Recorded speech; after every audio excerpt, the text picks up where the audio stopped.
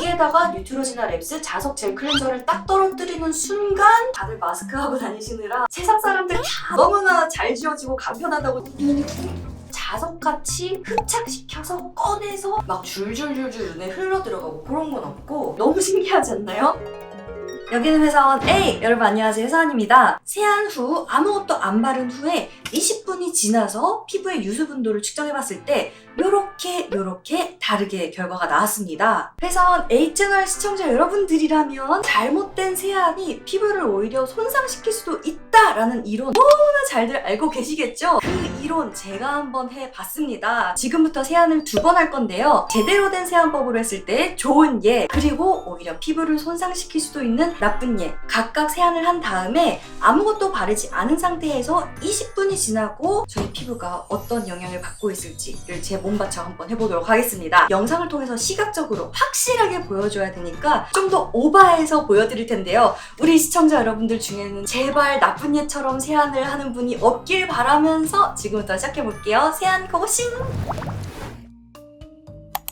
요즘 다들 마스크하고 다니시느라 화장에 대한 의욕을 잃으셨죠? 거의 뭐 선크림이나 바르다면 쿠션, 눈 화장 조금 정도 하고 다니시는 분들이 많은 것 같아요. 그래서 오늘 저도 메이크업을 그렇게 진하게 하지 않았습니다. 가벼운 쿠션, 섀도우, 블러셔는 크림 타입으로 했고요. 입술은 틴티드 립밤이라서 그렇게 강력하지 않아요. 나쁜 예에서는 눈 주위를 조금 덜 문지르기 위해서 마스카라, 뷰러는 안 하고 아이라인만 좀 설렁설렁한 상태로 클렌징과 세안을 한번 해볼게요. 민감성, 특히 저의 경우는 클렌징할 때 가장 중요하게 여기는 게 바로 1차 메이크업 세안제의 타입을 고르는 겁니다. 메이크업 리무버에도 뭐 클렌징 워터, 클렌징 오일, 크림, 로션, 뭐 밤 여러 가지 종류가 있잖아요. 오일 함량이 많은 클렌저일수록 지성인분들이 쓰기 좋고 오일 함량이 좀 적은 워터 쪽으로 갈수록 건성이거나 민감성인 분들이 쓰기 좋다라는 대략적인 이런 틀이 있는데요. 저 같은 경우에는 피부도 민감하지만 눈이 특히나 예전에 라섹 수술을 했었기 때문에 최대한 눈 주변에 자극이 덜한 제품이 좋은데 저랑 타입 자체가 진짜 안 맞는 게 바로 클렌징 밤입니다. 세상 사람들 다 너무나 잘 지워지고 간편하다고 좋아하는 이런 클렌징 밤 저한테는 되게 안 맞거든요. 제가 조금 더 젊고 건강할 때는 클렌징 오일까지 썼었는데 세정력은 좋죠. 근데 이 세정력 자체도 저한테는 투머치이고 일단 베이스 메이크업까지는 좀 괜찮거든요. 포인트 쪽으로 갈수록 지우고 나서 물로 헹굴 때가 전 너무 힘듭니다. 여러분 오해하지 마시고요. 클렌징 밤이 나쁘다는 게 아니고 저랑은 잘 안 맞는다는 겁니다. 클렌징 밤이나 클렌징 오일이 잘 맞는 분들은 물로 쓰시면 됩니다. 자기한테 맞는 메이크업 리무버를 찾아보자 라는 거라서 저한테 최고 안 맞는 클렌징 밤으로 한번 지워볼게요. 이렇게 하고 미지근한 물로 한번 씻어내볼게요. 이렇게 클렌징 밤으로 메이크업을 한번 지워내는데요. 지금 제 눈앞이 약간 뿌얘졌거든요. 클렌징 밤, 클렌징 오일을 잘못 쓰면은 눈이 아예 빨개지거나 뿌얘짐 현상이 너무 견디기가 힘들어요. 클렌징 밤으로 세안한 것만으로도 피부가 약간 뽀독뽀독합니다. 이렇게 씻고 나서 깨어난 건 좋지만 클렌징 오일 혹은 밤에 오일리한 성분들이 제 피부에 필요한 지질까지 다 가져가는 것 같아서 전 웬만하면 이런 오일리한 타입의 메이크업 리무버는 잘 안 쓰고 있고요. 자, 이제 좋은 예도 보여드려야겠죠? 지금 저의 메이크업은 역시 가벼운 쿠션에 쉐딩, 크림 블러셔, 섀도우, 아이라인은 펜슬로 했는데 대충 해서 빽빽하진 않아요. 가볍게 마스카라도 한 상태입니다. 여기서 메이크업 한번 지워볼게요. 하이드레이팅 미셀라 젤리 메이크업 리무버라고 하는데 여기서 잠깐 좀 더 크고 자세하게 포인트 메이크업 지우는 거 보여드릴게요. 완전 초강력 이런 애들이 아니라면 웬만한 데일리 포인트 메이크업은 워터 젤리 메이크업 리무버랑 자석 클렌저로 지울 수 있는데요. 솜 안 쓰고 워터 젤리 메이크업 클렌저를 4번째 손가락으로 돌돌돌돌 문질러주면 메이크업이 슬슬 녹습니다.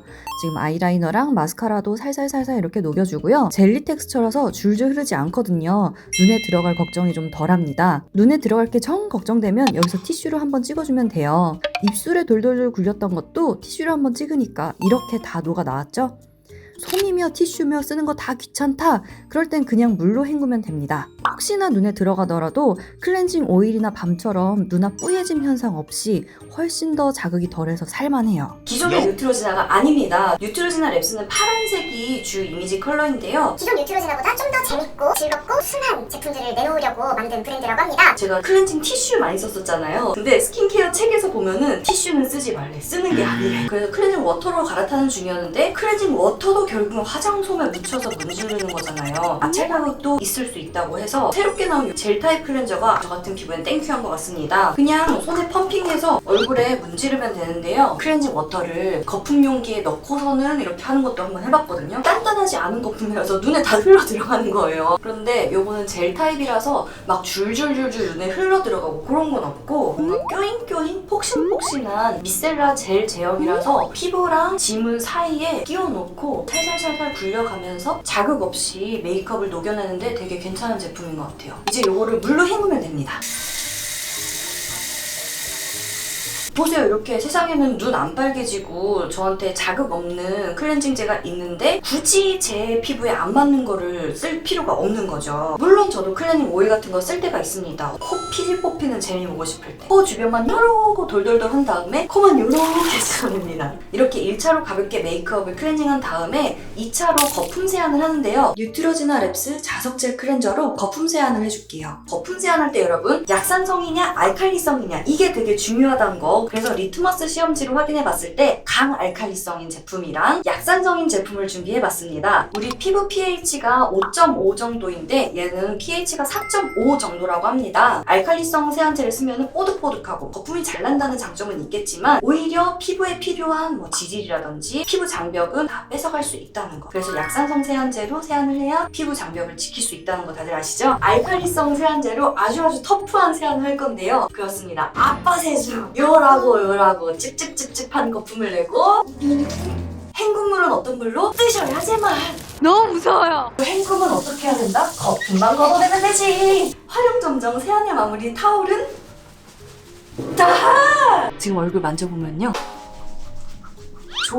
좋은 예를 더해서 거품까지 풍성하게 내 피부 자극을 더 줄일 수가 있습니다. 얘는 뭐 일반적인 폼 클렌징이랑 사용 방법은 똑같아요. 짜서 이게 그냥 손에 비벼도 거품이 되게 잘 나는 타입이거든요. 최대한 곱고 풍성하게 거품을 만들어주고 이렇게 짜낸 거품으로 세안을 하겠습니다. 풍성한 거품을 피부 위에 올려놓고 지문을 이렇게 살살살살 굴려가면서 세안을 해주면 되는데 열심히 뻑뻑뻑 문지를 필요가 없습니다. 얘는 기존의 세안제 같은 애들과는 차원이 다른 애거든요. 얘가 어떻게 피부에 노폐물을 제거해주는 애냐면은 자석같이 흡착시켜서 꺼내서 뭉쳐서 물에 씻겨 내려가도록 해주는 거거든요. 물 위가 피부 위라고 생각을 하면은 노폐물을 이렇게 떨어뜨려 볼게요. 여기에다가 뉴트로지나 랩스 자석 젤 클렌저를 딱 떨어뜨리는 순간 더러운 애들끼리 확 뭉쳐버리죠? 너무 신기하지 않나요? 그래서 자석 젤 클렌저라는 별명이 붙은 건데요. 토너로 롤링을 좀 덜 해줘도 얘가 노폐물들을 자석자석 붙여내고 있는 상태인 겁니다. 한 천에다가 각각 뉴트로지나 랩스 자석 젤 클렌저와 알칼리성 세안제를 짜놓고 100번씩 문질러 봤습니다. 그 결과 뉴트로지나 랩스 자석 젤 클렌저로 문지른 부분이 훨씬 손상이 적죠. 다만 여기서 또 한 가지 주의할 점이 물 온도죠. 춥기 직전에 찬물인가 미지근한 물인가 하는 온도로 씻어내주겠습니다.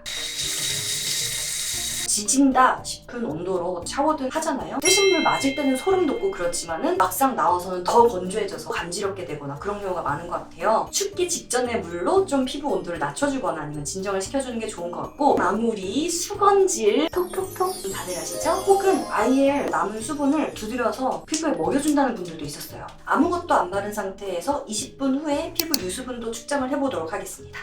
20분이 경과했습니다. 뿅! 지금 상태에서 유수분 한번 측정해 볼게요. 수분이 47, 유분이 31% 나왔습니다. 아무것도 안 한 목은 얼마냐? 수분이 46, 유분이 31 나왔습니다. 나쁜 예로 세안을 했을 때 피부 유수분 한번 측정해 보겠습니다. 아까랑 비슷한 부위 여기 수분이 37.5%, 유분이 25%가 떴습니다. 좋은 예로 세안했을 때보다는 수분이 조금 더 피부에 덜 남아있다라는 게 되는 것 같은데요. 그래서 그런지 제 얼굴이 좀 더 당기는 느낌이 있습니다. 뜨거운 물로 얼굴을 씻어냈잖아요. 그래서 그런지 여기 목에 하얀 것도 훨씬 더 날리거든요. 물론 제가 목을 씻진 않았습니다만 제가 보면은 그래도 목은 41%, 27%가 각각 뜨는데 오히려 얼굴이 지금 세안 때문에 수분이 좀 더 날아간 그런 상태인 것 같습니다. 아침 저녁으로 매일매일 하는 세안! 회사원 A채널 구독자 여러분도 피부에 손상 가는 세안 하지 마시고 항상 릴렉스, 여유로운 마음가짐으로 좋은 예처럼 세안하시길 바라면서 그럼 여러분 우리 다음 영상에서 만나요! 빠잉!